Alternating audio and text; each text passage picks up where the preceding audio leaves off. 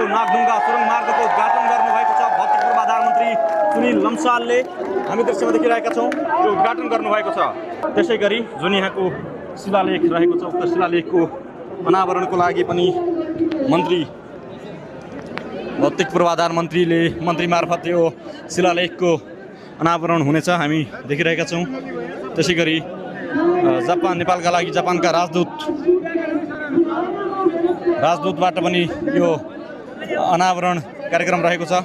त्यसै गरी हामी देखिरहेका छौँ मिनिस्टर सुनिल लम्सालबाट उद्घाटन भएको भन्दै यहाँ जुन शिलालेख राखिएको छ नागढुङ्गा सुरुङमा यो सुरुङ मार्ग यहाँभन्दा अब गाडी आवत जावत हुनेछन्। यो टेस्टिङ फेजमा छ केही समयको लागि। तबसम्म कुनै पनि गाडीलाई यहाँ पैसा लाग्दैन। कुनै पनि गाडी यहाँ छिर्नको लागि आवत जावतको लागि पैसा लिइने छैन भने त्यसपछि निश्चित पैसा तोकिएको छ। ठुला सवारी साधनको लागि यति, सानाका लागि यति भनेर 2 पाङ्ग्रे भने यहाँ छिर्न पाउँदैनन्। प्राइभेट 4 पाङ्ग्रेहरू छिर्न पाउँछन्।